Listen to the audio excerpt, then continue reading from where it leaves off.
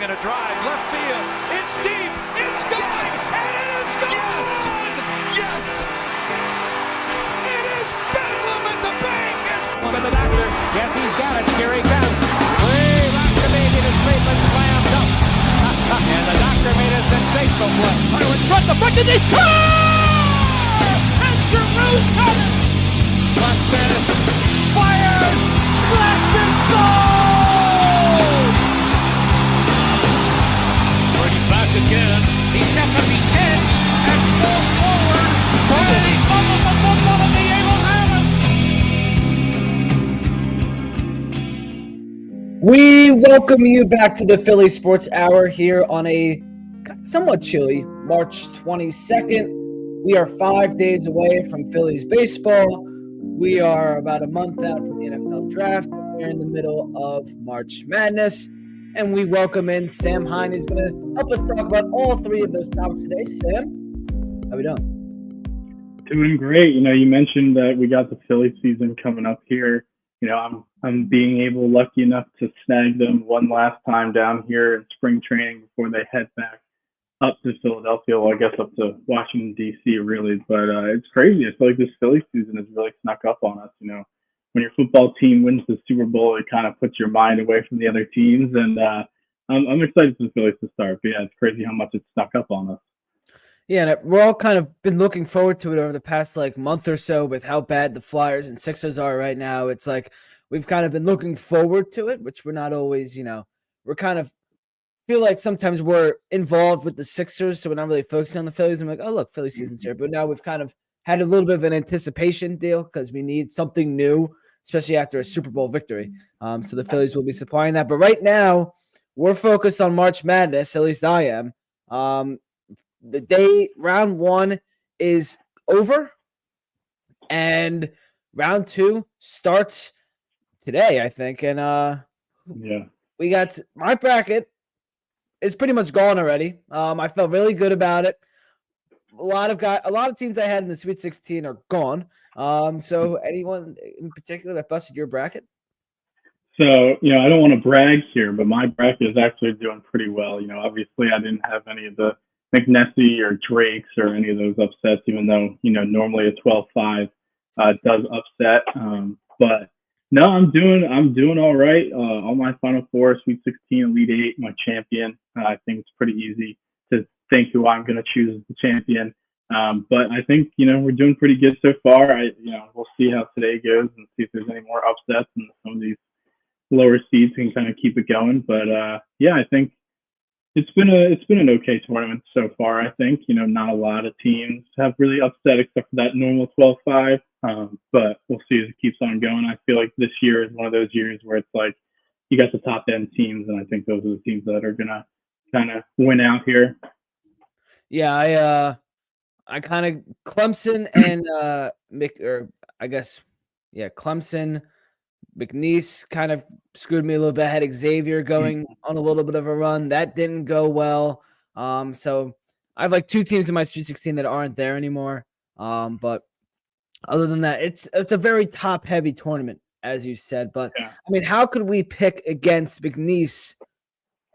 Their manager, Amir or Khan, is a legend. Where did this come from? Yeah, social media is definitely a heck of a thing nowadays, and it's amazing how people can kind of put these videos out here and become viral sensations. And I saw a video of him the other day, and yeah, it's pretty funny. And I guess they're riding his social media rise because, like you said, they beat Clemson, so they're making their way. Yeah, here is.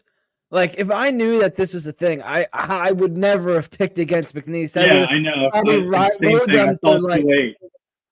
I was unaware of this, but this was walking out onto the floor on Thursday to beat Clemson. This is how they came out with their manager.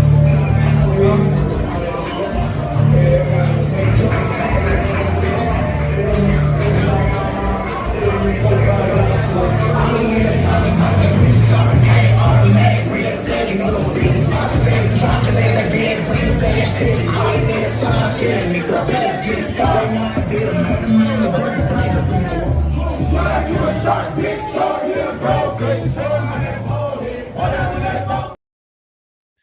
Like, if I knew that this was a thing, I think my bracket would maybe still be perfect.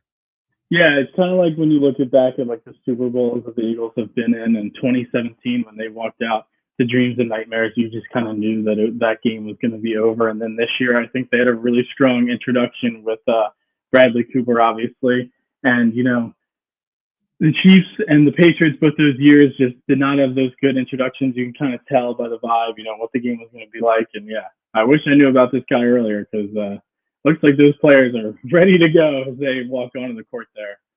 Yeah, they're going to be starting off the round of 32 at 12:10 today against Purdue. Let's go through these games. We got 16 games of the next 2 days. I mean, how can I pick against McNeese after watching that video? Like, you just gotta ride them. I have Purdue winning this game on my bracket, but looking back on it, like I can't pick against McNeese now.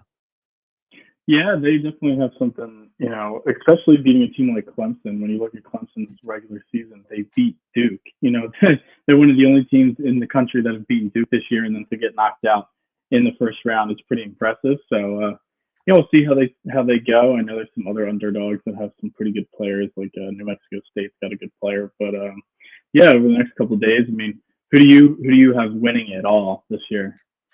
I have your hometown Gators. I'm going with Florida. I was all Duke for most of the week, and then everyone I talked to had Duke. I was like, I can't ride the train with everybody. I have Duke losing in the Elite Eight, I think, Sweet 16 maybe to Oregon. I can't do what everyone else is doing. So I have Florida. Yeah, unsurprisingly, I'm riding with my guys of Florida. I just think they're the best team. So many times over the last couple of years, when you look at who wins the tournament, it's never always like the best player. It's who's the best team. I mean, those Villanova teams, you look back at those ones, obviously we know them very well in Philly. While they didn't always have the best singular player in the tournament, they were the best overall team. And I think when you look at Florida's team, I mean, going on the road, they beat Auburn, number one team on the road. They beat Alabama, who's the 2 seed on the road. They beat Tennessee, who at the time was the number one team in the country. That was at home, but still, they've, playing in the SEC, they just had so many tests throughout the whole season. And then obviously going on to, win the SEC tournament as that 2 seed. Yeah, I mean, they've been putting it together all year long. I'll tell you, everyone down here is excited. Everyone who's a Gator down here is excited. So hopefully they can bring it home, and I can try to make it to a parade, I guess. There you go. I'm chomping on. I've been chomping. So love it. Love to hear it. So I mean, if the Gators lose, I'm never going to Florida again. But so my Final Four, I think I have Michigan State versus Florida, and then I have Bama and Houston, and I have Houston beating Bama. So I have kind of a chalk championship game, but this tournament feels so top heavy that that's kind of how it's going to have to be. Yeah, I like Michigan State as well. I've been in my Final Four, obviously watching Florida basketball all year. You see Auburn and all that kind of stuff. And they're a really good team, but they have really struggled coming down the stretch. They lost 3 out of their last 5, I believe, going into this tournament. Got knocked out early in the SEC tournament, allowing Florida to kind of take over. So I like Michigan State as well coming out of that side, Florida as well. Then I have Tennessee. Tennessee's super streaky. Like, they had the game when they were number 1 in the country and Florida beat them. Florida ran them off the court, but Tennessee just couldn't make any shots. But then you get some games where they are just on fire. So, they could definitely ride a wave, but I feel like they're going to get a little bit too streaky eventually. And then it's hard when you have the best player in the country and the number 1 overall pick to not pick them to go to the Final Four at least. So I also have Duke coming out of that top right side of the bracket. All right. Well, Phillies season is around the corner. March Madness. We're in the thick of it, and it's a great time to go to a game. I got my home opener tickets a few weeks ago, and got to thank SeatGeek, who can save you some money. Tickets ain't cheap right now, so if you go to SeatGeek right now and use code Phillies Sports Report, you save $20 off your first SeatGeek purchase. SeatGeek's the most efficient and easiest way to buy your tickets. They make it easy. They make it simple. Link in the description and the bio. And you click on that. Use this code Philly Sports Report, $20 off your first SeatGeek purchase. Definitely make use of that. Don't forget it. Write it down. Take a picture. SeatGeek, official sponsor. Thank you to them for sponsoring the Philly Sports Hour. All right, let's move on to the Philadelphia Eagles, who it was a rough week to be an Eagles fan, emotionally, and as Brandon Graham has retired from the Philadelphia Eagles, 15 seasons, franchise record, 218 regular season and playoff games, another franchise record, 153 quarterback hits, 126 TFLs, 76.5 sacks, which is third in Eagles history behind Reggie White and Trent Cole, 22 forced fumbles, 2 Super Bowls, and the biggest play in Philadelphia Eagles history. Eagles are going to miss him on and off the field in so many ways. Just how special was Brandon Graham? Yeah, I mean, if you look back at his whole career, obviously coming out of the draft, being an Eagles first-round pick, all the way back in 2010, and then, being labeled a bust in his first year. He came out, didn't have a good start to his season, got hurt, and famously, as a lot of older Eagles fans know, that a lot of them wanted Earl Thomas in that draft, and the Eagles decided to take Brandon Graham instead. And, it ended up working out pretty well for both teams. Both teams got a Super Bowl out of it. But just to be able to take the criticism and, come back and not have that kind of resentment against the fans and to just really embrace the city, and then obviously turn into the player that he became, and then making, like you said, the biggest play in franchise history. And then not only that, but, all the things that he does in the community and how everyone talks about. If you've ever met Brandon, he's, the nicest person you'll ever meet. And, going on WIP and doing weekly hits and then getting the Brandon Graham show, and just how he really has put himself into the community of Philadelphia and just accepted it as his home, is everything that we ever asked for from our athletes. And, while he's not, he's not the best player in franchise history, he's not going to be an NFL Hall of Famer, he's still one of those guys that is always going to be looked back on and remembered as, one of the greatest people and players in franchise history, just because of everything he did for the franchise. And, it's hard to choose it's hard to choose a better person to be the longest tenured Eagle than Brandon Graham. Yeah, it feels like he is just a Philadelphia, he's a Philadelphia Eagle. Like I say it, I think with Aaron Nola, he is a Philadelphia Philly. He's been here through everything, through all the ups and the downs, has been inconsistent, has been great. Brandon Graham started off horribly, but he turned it around. He used that criticism and all the doubts. He fueled him and kind of just did it in silence. Came out of, around the 2016 season, signed that extension in 2015. The 2016 season's really turned it on. Ended up, of course, making the game, sealing Super Bowl 52. And, I mean, when you look at it, there was so many pictures of people with Brandon Graham last week when he announced his retirement. And it really just shows you how important he was to the city, because you don't see a lot of athletes in it feels like I saw so many pictures of people with Brandon Graham, selfies at picked photo opportunities and other stuff. And kind of shows you how much he meant to the community, how much he was a part of the community with all these people that met him and had positive experiences with him. And he was a great player on the field and a great leader in the club, in the locker room. Yeah, that's something too, I think, that really shows. Obviously, people talk about it all the time, but after he announced his retirement, all these players coming out and, congratulating BG and talking about how much that they love him and how much of a mentor he has been. I mean, if you just look at the people who were at his press conference, Jalen and him seem to have a really good relationship. Jalix Hunt, who's obviously a newer guy, talked about how he loves Brandon and how he appreciates how much he took him under his wing. Nolan Smith talked about it as well. A lot like, Jason Kelsey in that aspect, where a lot of people felt that connection to him. But I think a lot of people on the team saw Brandon as that leader. And, yeah, I think you nailed it with what you said about him in the community and people posting pictures and stuff like that, just because he always wanted to be out there and meeting the fans and being within the community. And I think, I don't think that's going to change. I don't think he's going to be going anywhere, which is nice. Yeah, he said he wants to have a dinner with Jeffrey Lurie, and I don't think he needs to go through a whole dinner. I think he's going to get a job with the Eagles no matter what. No matter what happens. But now the Eagles need to find a replacement on the edge, and they signed 2 edge rushers, Josh Yush and Aziz Ojulari. I hope I said those names. Those are 2 tough names, so we'll have to work on. I think it's Uche. I've been back and forth on Uche, Ushi. I don't know. It's a tough one. And then Aziz Ojulari. So 2 edge rushers that could replace BG. Also, you got the Bryce Huff situation and everything. Where do you see the Eagles going at edge in 2025?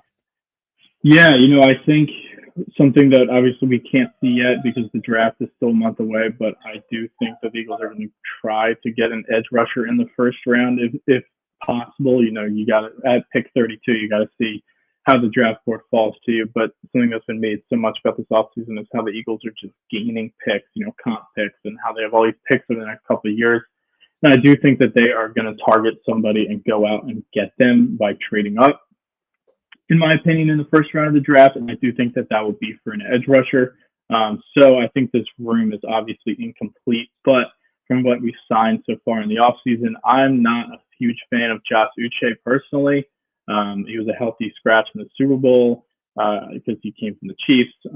He's had production in the past, but really hasn't done anything lately.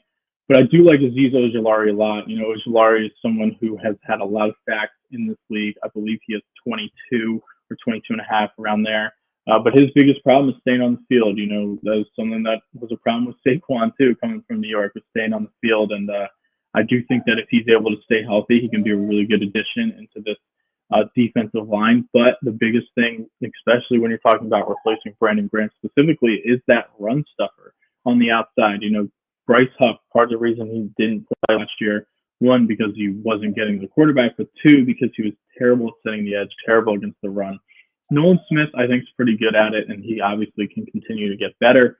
Jalix Hunt, we don't know. We obviously saw him in a lot of pass scenarios last year, and I think that he has a ton of upside as a player. But he's also someone who's learning that position. He was a safety in college, so he's still learning that position. So it still remains to be seen from him. And then Uche and Ojulari, they're both not guys who are good at defending the run on the outside. So I think that is definitely the biggest area that the Eagles need to improve on from the edge standpoint. It's almost like they're just collecting a bunch of the same players, Bryce Huff, Uche, Ojulari, Jalix Hunt. Like, all these guys can go out and get the quarterback if you need them to, but also that means that they're situational. They're third down rushers and that kind of thing. So it'll be interesting to see who they add in the draft. It'll be interesting to see who they add as this offseason goes on. Another thing to watch, I don't know that we're necessarily going to do it, but there are some edge rushers available in trade. We do have a ton of picks. I'm not saying that we're going to go out and get Trey Hendrickson or anything like that, because the Eagles have been wanting to go younger. But maybe there's some guys who we don't know are available that are up for a contract soon that the Eagles decide to trade for, kind of like how they did with CJ back in 2022. So, yeah, I like how the room's coming together. They don't have that top-end edge rusher, in my opinion, yet. But like I said, it's still early, and the offseason is constantly going, as the Eagles like to tell us.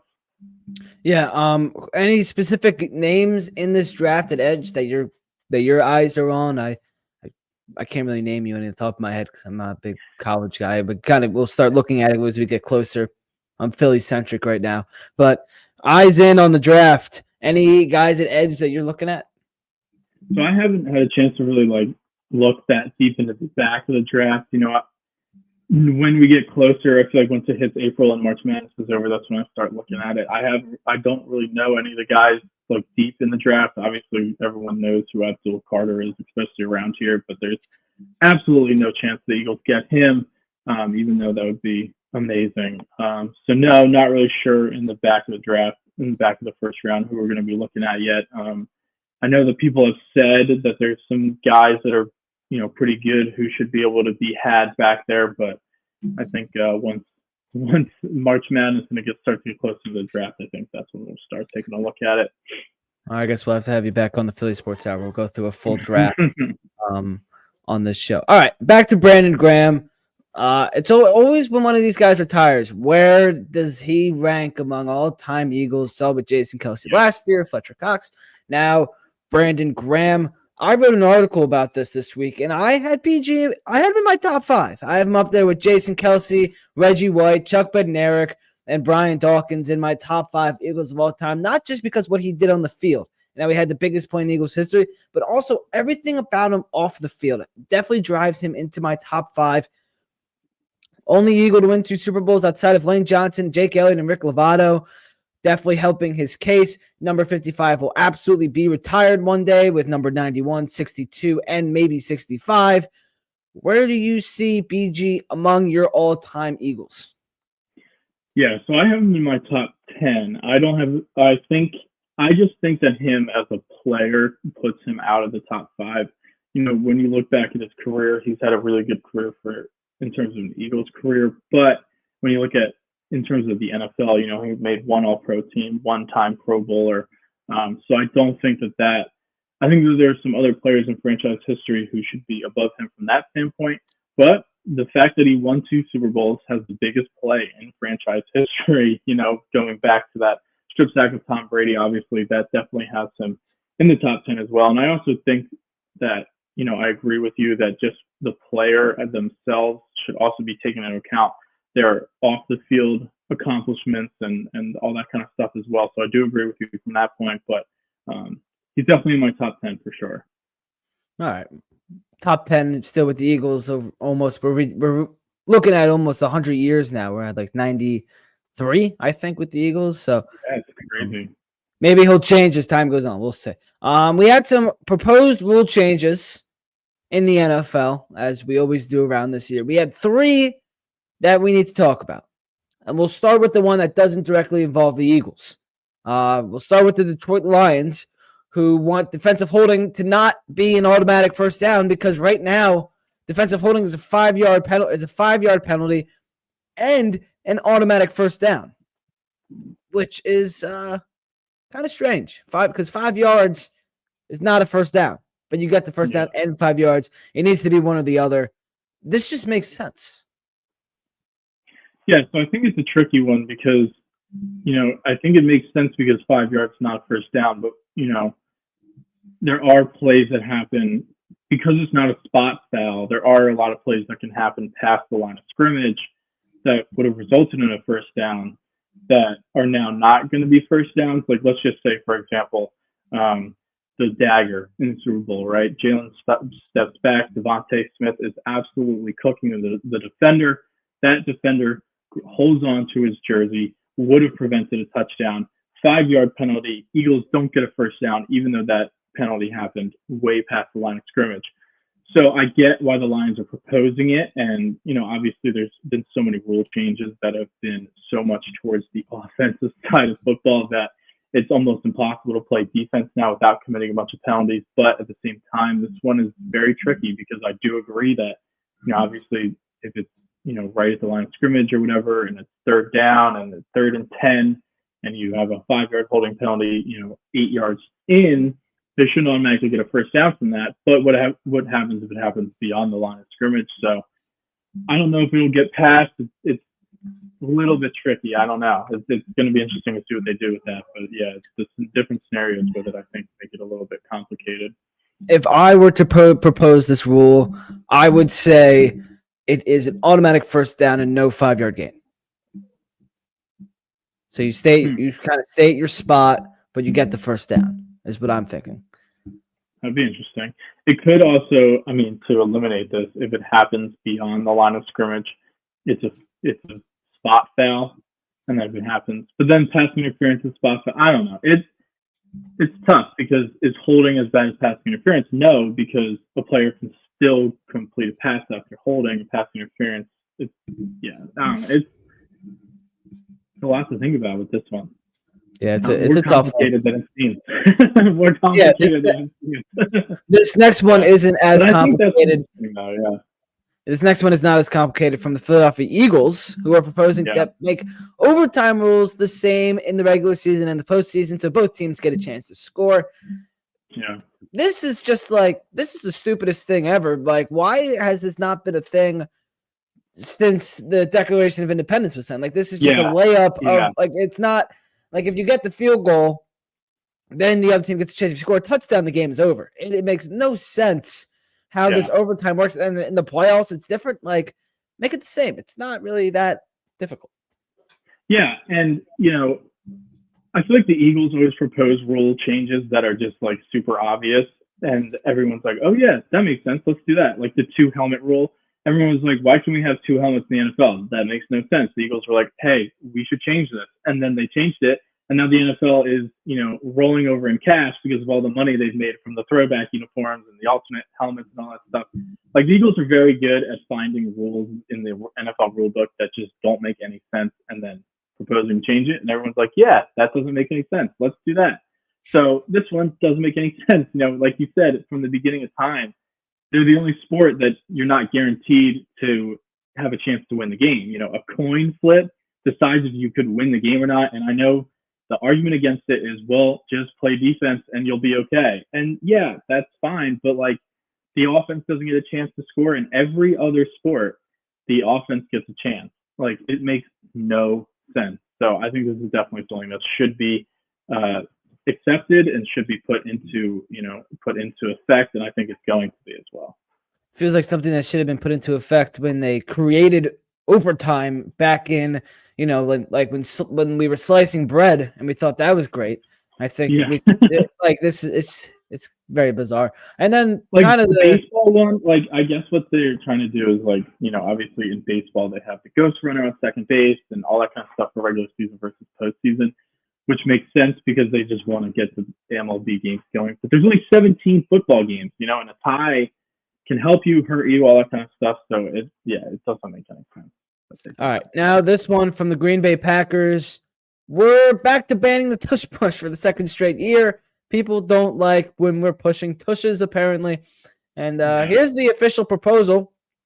I'll take this banner off the bottom of the screen so we can see the reason. Amend Rule 12, Section 1, Article 4, blocking use of hands and arms, page 46. New language underlined. All right, whatever. Article 4, assisting the runner and interlocking interference. No offensive player may A, pull a runner in any direction at any time. B, use interlocking interference by grasping a teammate or by using his hands or arms to encircle the body of a teammate in an effort to block an opponent. C, push or throw his body against the teammate to aid him in an attempt to obstruct an opponent or to recover a loose ball. Those are all already rules. The Packers want to add D, immediately at the snap, push or throw his body against a teammate who is lined up directly behind the snapper and receive the snap to aid him in an attempt to gain yardage.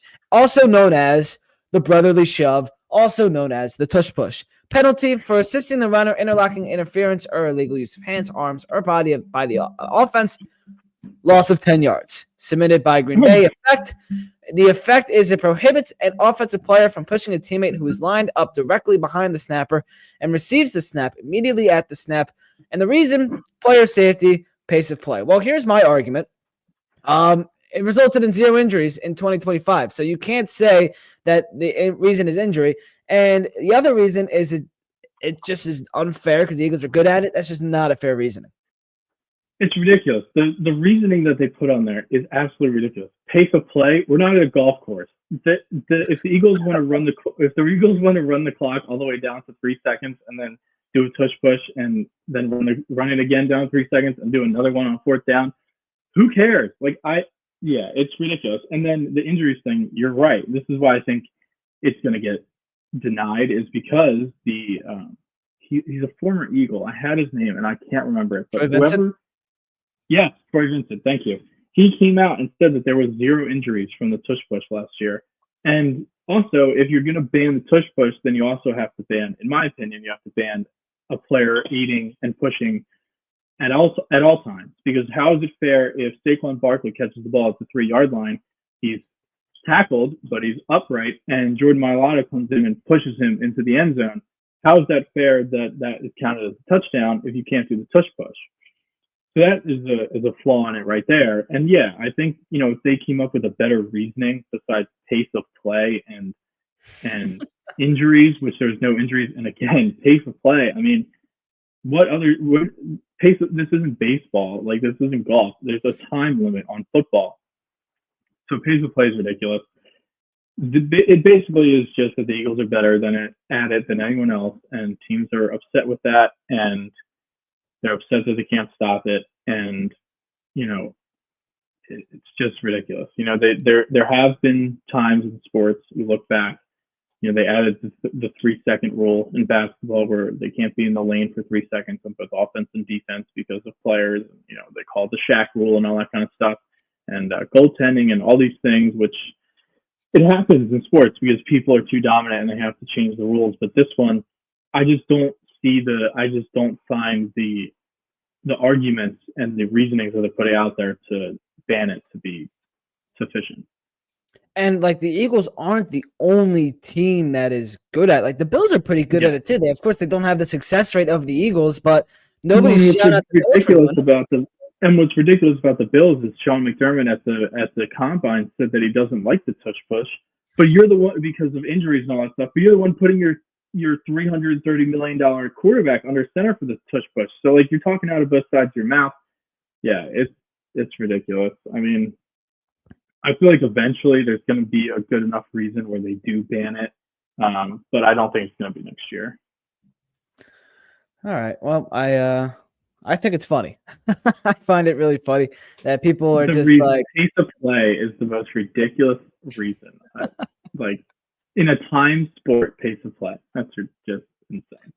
Everyone wants their time, and you can have a great time at Foco.com. How about that transition? Foco, real fans, they need the best gear, and that's why Foco makes the most legendary gear for the most legendary fans. The link is in the description. It is in the bio. You can save 10% off any in-stock item at Foco. And let me show you this. This went up on PhillySportsSports.com this week. Hold on, it's coming up. It's loading. This went up on PhillySportsReports.com earlier this week. We have, hold on, give it a moment. We have the Spring Essential Foco Pack for opening day. Gear up for opening day with Foco's Spring Training Essentials. So we got the Kelly Green Phillies overalls. You can look like the fanatic and rock these. You can lay in the grass and nobody will recognize you. We got a nice tote bag. We got this nice mascot sign. Sam, maybe you could get this for your background. That would look cool. We got a Bryce Harper tumbler. We got, here we go, a Phillies America button-up, perfect for the 4th of July. We got some sunglasses. We got a clear retro crossbody bag. We got some knockoff Crocs. We're calling these the clogs. Okay.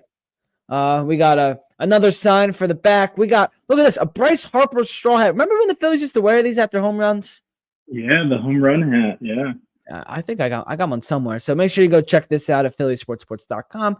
Thank you to Foco for sponsoring. And speaking of the Phillies, we are 5 days away from opening day, which is pretty bizarre to say. That all just rhymed. But it came out this week. Garrett Stubbs is he's been optioned in AAA. He's been the hype man. He's been the man for the Phillies. Not off the field. He's been the man for the Phillies. Rafael Marchand will be the backup. Marchand had no options. Stubbs does. What do you think about this? Yeah, I mean, everyone obviously loves Stubbs. He's done a great job of kind of keeping the guys loose over the last couple of years, his famous playlists and all that kind of stuff. But at the end of the day, the better player needs to be on the field. And I believe that Marchand's the better player. Obviously Marchand has to stay healthy. That has been his biggest problem and really why he hasn't gotten up early enough, I think, in my opinion. Obviously he's been back and forth, but every time he comes up, he seems to play pretty well.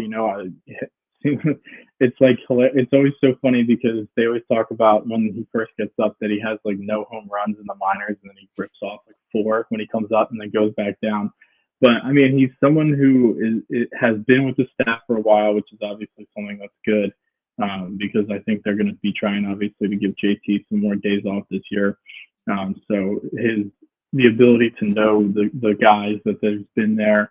But yeah, I mean, it obviously stinks for Stubbs, and I know everyone likes him and all that kind of stuff. But we've been doing this for 3 years in a row now. It's kind of getting stale. And at the end of the day, if Marchand's the better player, he needs to be playing. Yeah, at this point with the Phillies, like if you're not performing, you're not safe. Like that kind of is my message. Like you can have the hype guy up here playing his music, but if you're not going to perform on the field, then you're not going to be here. And we kind of saw that with Alec Boehm with his trade rumors. Like, he was great in the regular season, but in the postseason, he's hitting 170. Like, if you're not performing when you need to, you're not going to be here. We're going to explore options. We're going to make things happen. And that's my message from the Phillies here with this Stubbs move. Yeah, and I think a big reason why Marchand's up now, obviously besides the options stuff, is just the fact that he's going to be asked to play more. I feel like JT has never worn a cream uniform because he never plays in those Sunday day games. It's always the stubby games. But, JT is probably going to be missing more than just one game a week this year. They want to keep him healthy. They've been talking about putting him in left field, possibly DHing, all those kind of things, just to keep him off his knees. Because, obviously last year he struggled a lot. And there's been possible extension talks and all that kind of stuff, which I'm not a huge fan of, but there's been rumors about that. So if their goal is to keep JT as healthy as they can throughout the whole season to get the best version of him, Marchand might have to play, 2-3 times a week at times, instead of just the one time that Stubbs was playing. So I think that's also a big reason why he's here. If he's the better, if him and Stubbs are close to being, the same players, and Stubbs is going to be playing once a week, then they'll keep Stubbs for the vibes and all that kind of stuff. But if they believe Marchand's truly the better player, then there's no reason, if he's going to be playing more than just once a week, to not have him up. The Phillies said it would be a real competition for the backup catcher spot. If one performed, the outperformed the other. It's kind of sounded like the options didn't matter. However, I think we could all see right through that. Stubbs appeared in 10 games, had hit 286 with 2 doubles, while Marchand in 28 plate appearances hit 250 prior to Thursday's game against the Braves. Stubbs did statistically outmatch Marchand, but it really didn't matter because if you had Stubbs on this roster, Marchand probably wouldn't be in the Phillies organization anymore. And that was the big thing, because also when you look at it, let's say it's a game in May, you're in Atlanta, it's a 2-1 game in the top of the 8th inning, you have JT's spot coming at the lineup and JT is slumping, and you want a left-handed hitter against whoever's on the mound, whoever is out there for the Braves, or good right-hander. You want a good left-handed hitter in that spot, and the only guy you have is Stubbs? No. Yeah. Marchand is a much better hitter than Stubbs, but let's say, okay, we want Marchand here. Oh, wait, he's not in the organization. Or let's say JT gets hurt. Stubbs is your everyday catcher. You need a backup. Our next catcher in this organization is 18 years old. Yeah. It just shows you how little depth there is in this organization, the catching, and it's not a problem, but it really shows you how much the Phillies need a guy like Marchand, and when you don't have any options, he needs to be on this roster. Well, yeah, and it makes you nervous about the future because, like I said, there's been rumors about a JT extension, and as much as I like JT, I'm not ready to give him an extension. He had a really down year last year, and going into, his 30s as a catcher, we all know that doesn't always turn out well. And then he's a great defensive catcher. We all know that, but this team needs bats. This team needs bats. And if he's not going to be the same hitter, and then we don't have any depth in the lineup, I'm scared that they're just going to, out of necessity, give him an extension. He's going to be a very declining player, making more money than he should be. So, yeah, catcher spot's definitely somewhere they got to look to figure out over these next couple of years for sure. Yeah, you mentioned Marchand having better stats in the majors than the minors. His OPS in the major leagues, 811. In the minors, 676. Yeah, he only has 21 plate appearances in the majors, but still, it's kind of funny.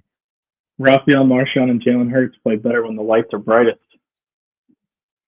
It is Rafael Marchand. You've never seen Rafael Marchand and Jalen Hurts in the same room. That's all I'm going to say.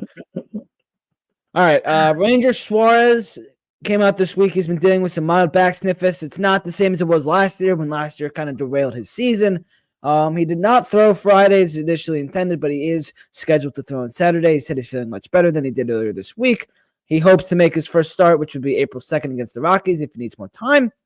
He has 2 days. There's 2 days off there in those first 6 games of the season, which would move his start back to April 6th against LA. If he needs to go in the IL, we're looking at Taijuan Walker probably coming into this rotation. Welcome back, Taijuan Walker.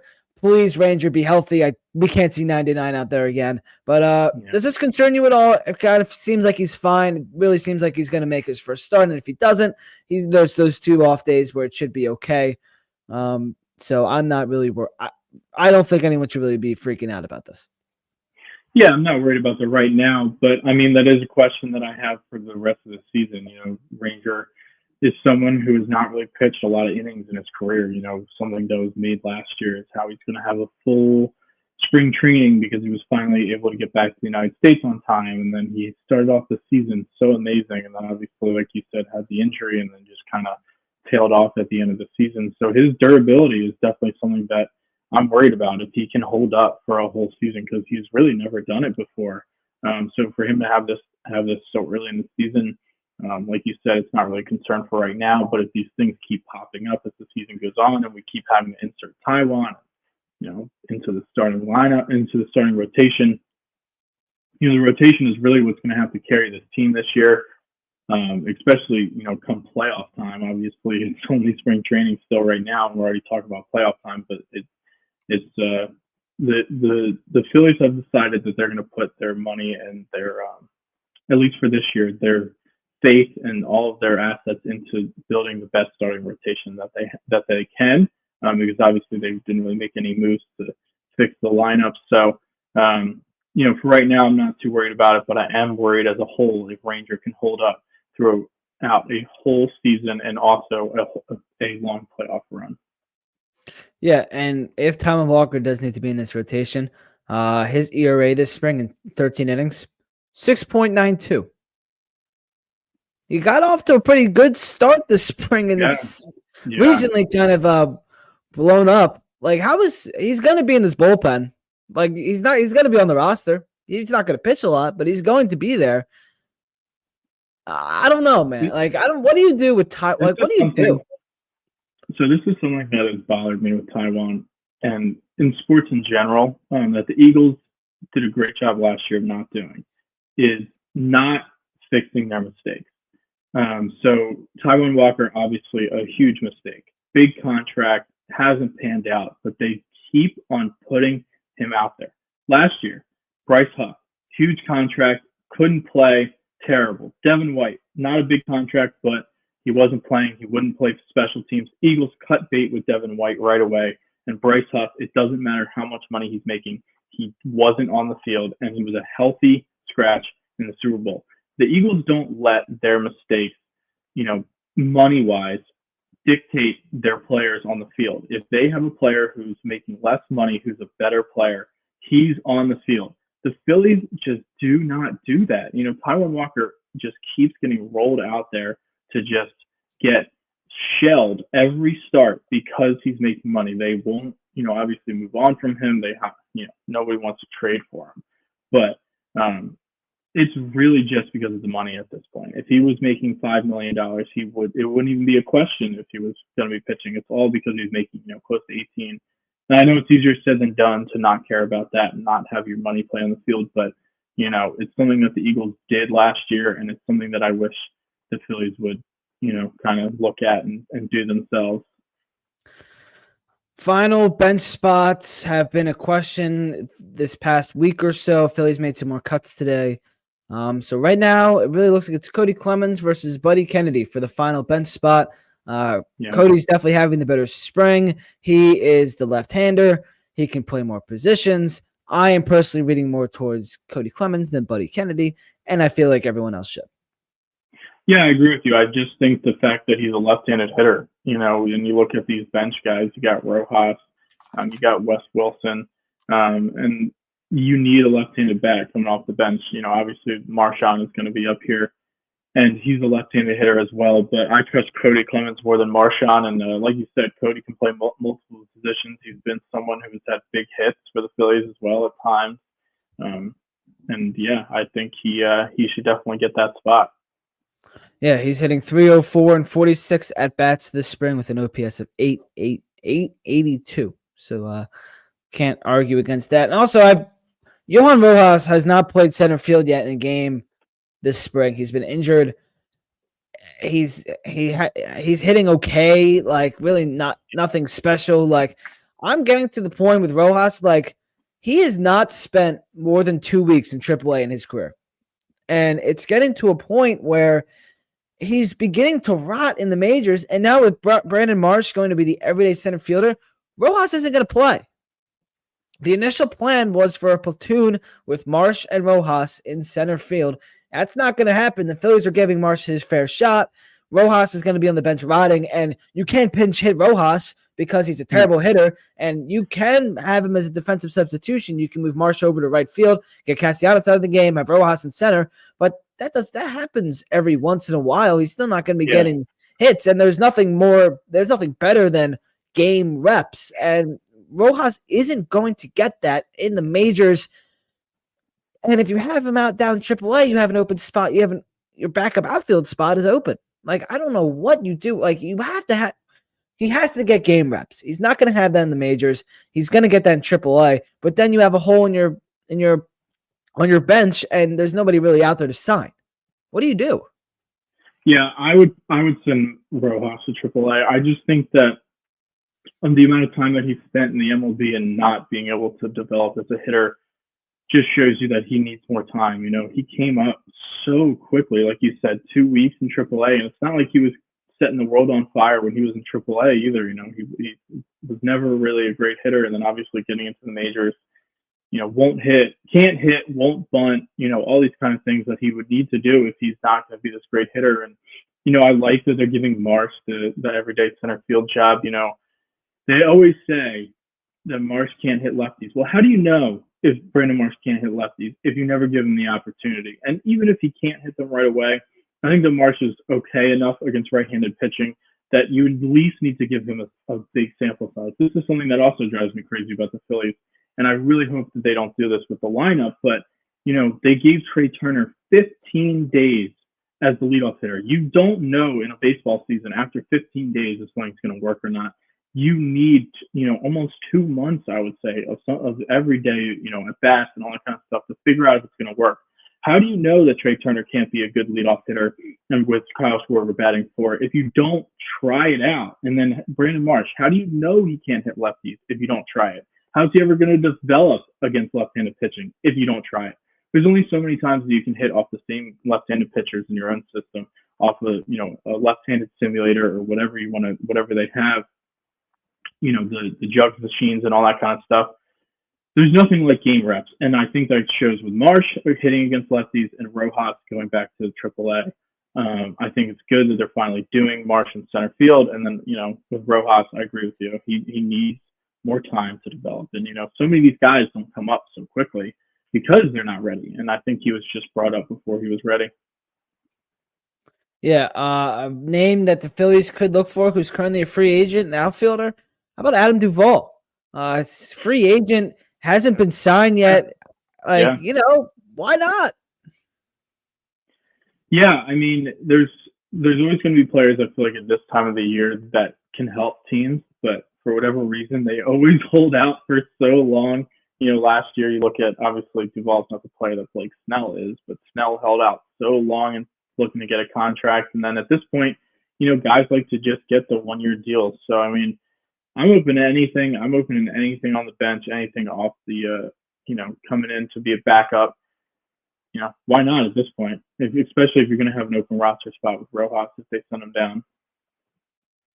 Yeah, we'll see what the Phillies do. Right now I'm looking at Adam Duvall. Like, why bring him in? Bring another old guy that can kind of do a little bit of everything that hopefully won't be like Whit Merrifield last year. Oh my God, yeah. All right. Well, we got March Madness games starting at 12:15. We got a few more sports today. Sam, thank you for coming on. Are you going to the Phils today? No, I have Orlando City tonight, so we'll be watching a few games, and then we got a game over there tonight, so I'll be there, and then going on Monday to the Phillies, last day of spring training. There we go. All right, Sam, thank you for coming. Everyone go follow Sam on Twitter at Heine_Sam. Sam, thank you for coming on. Thanks for having me. All right, what do we got going on tonight? Well, of course, we got March Madness starting at 12:15. McNeese and someone else, I forget who they're playing. kicking us off. And then Flyers versus the Dallas Stars at 2 o'clock. Man, the Flyers, they can't stop losing, and I love it. I love the losing. Big fan of it. And then Union hosting St. Louis tonight at 7:30 at Subaru Park. So give the Union some love, but if you're like me, you're going to be watching some March Madness tonight. So that's what I'm going with. So thank you all for tuning in to the Phillies Sports Hour. Check us out everywhere on social media at phillysportsports.com as well. Thank you to SeatGeek and Thurko for sponsoring this edition of the Philly Sports Hour as well. I'm Ben Goldstein. Follow me at Twitter at @Goldstein PSR.